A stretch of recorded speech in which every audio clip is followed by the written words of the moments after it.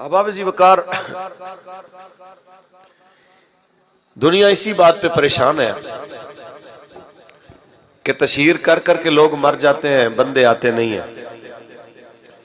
और यहाँ एक पोस्ट चलती है, मस्जिदें तंग पड़ जाती हैं, ग्राउंड छोटे पड़ जाते हैं, जगह तंग पड़ जाती हैं। बीमार बंदे यार जो अपने घर में 2 मिनट खड़े नहीं हो सकते, वो बेचारे घंटों खड़े होकर दीवार के साथ लग के रसूलुल्लाह की बातें सुनने के लिए आते हैं। वो कोठियों के मालिक जिनको रब ने करोड़ों की कोठियां अता फरमाई हैं, वो रसूलुल्लाह के गुलाम कोई नीचे बैठा है, कोई दीवार के साथ खड़ा हुआ है। बस वही बात है, दर्दमंदों से न पूछो कि किधर बैठ गए, उनकी महफिल में गनीमत है जिधर बैठ गए।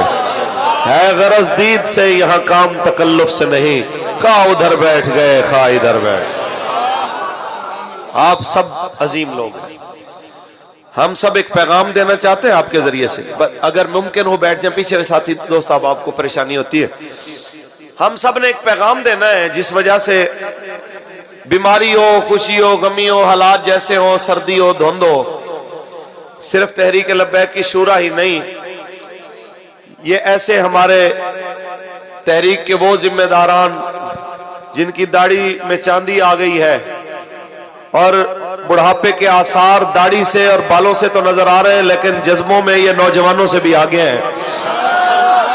ये सब कुछ इसलिए हो रहा है ताकि दुनिया को पैगाम दिया जाए कि तुमने हमें सताया, जेलों में डाला, हमारे साथी शहीद किए, हमें तशद्दुद का निशाना बनाया, जेलों में फेंका, दहशतगर्द कहा, मीडिया पे हमारे खिलाफ जुबान दराजियां कराई, सब कुछ बर्दाश्त करते रहे। कलदम के तुम रट लगाते रहे, पहले कलदम के नोटिस करके बाद में खुद माफिया मांग के जनाब वापस लेते रहे। वो सारा कुछ तुम करते रहे, हम बर्दाश्त करते रहे। फिर तुम आड़ लेते हो कि बदमाशियां खुद करते हो या तुम बैक पे रह के बदमाशी करवाते हो। फिर जनाब उससे उस किसी वाक़े की आड़ में तहफ़्फ़ुज़ नामूस रिसालत के कानून को बदलने की साजिशें करते हो और सियालकोट जैसे नाखुशगवार वाक़यात करवा के उसका इल्जाम तहरीक लब्बैक पे धर के निशाना फिर बनाते हो कि 295 को खत्म कर देंगे। मैं कहना चाहता हूं, इतना याद रखो कि जो मुजरिम है किसी वाक़े का, ईमानदारी से उसकी तफ्तीश करो। पहली बात कि तहरीक लब्बैक या रसूलुल्लाह से ऐसे किसी बंदे का ताल्लुक नहीं है। दूसरी बात, खुदा ना खास्ता अगर होता है, नहीं अगर होता, जब जमात ने कह दिया कि हमारा इस वाक़े से कोई ताल्लुक नहीं है, तो फिर किसी को इसके साथ जोड़ना यह किसी सूरत इंसाफ नहीं है। फिर उससे अगली बात कि बेनजीर के मोहतरमा बेनजीर के कत्ल के बाद सिंध में तकरीबन 750 अरब की अमलाक जलाई गई, लूटी गई, गाड़ियां जनाब लूटी और सब ने जिए भुट्टो के नारे लगा के ये सब कुछ किया। क्या किसी ने कहा कि पीपी को बैन कर दिया जाए? किसी ने कहा? मियां साहब इस्लामाबाद से लाहौर आए, मुझे क्यों निकाला कि जनाब तकरार करते हुए रास्ते में एक बच्चे को भी मार दिया उनके काफिले ने, और ये सारा कुछ हुआ। और इसके अलावा सुप्रीम कोर्ट पे उनकी जमात की तरफ से हमला भी हुआ, सुप्रीम कोर्ट के जज को मारा भी गया, फेंटी भी लगाई गई। वो सारी चीजों के बावजूद क्या नून लीग कलदम हुई? ये एक वाकया है, एक बंदा है, जान तो जान है ना जी, एक है। 300 से ज्यादा बंदे बल्दिया की फैक्ट्री के अंदर जिस जमात ने जलाए और साबित भी हुए कोर्ट के अंदर, वो बोरियों में लाशें बंद करके फेंकने वाली कराची की एक महदूद जमात, क्या उस पर पाबंदी लगी?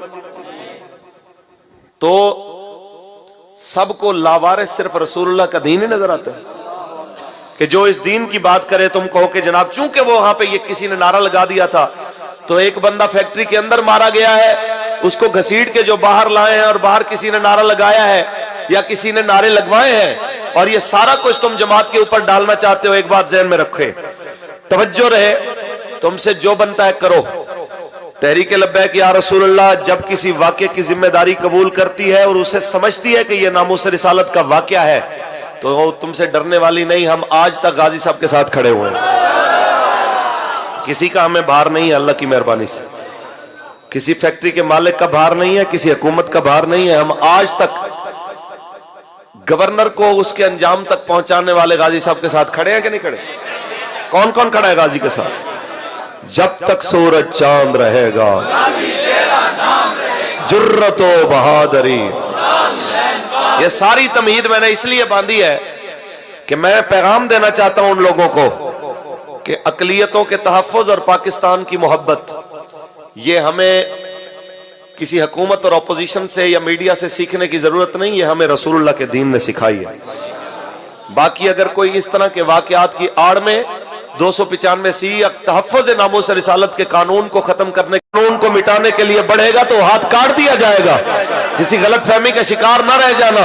ये आज भी बाबा जी के वो शेर है कि एक पैराग्राफ अगर खत्म नबूवत का बदला जाए तो 8 शहीद करवा दिए जाते हैं फैजाबाद में, लेकिन ये नारे की शिद्दत कम नहीं होती कि ताजदारे खत्म नबूवत।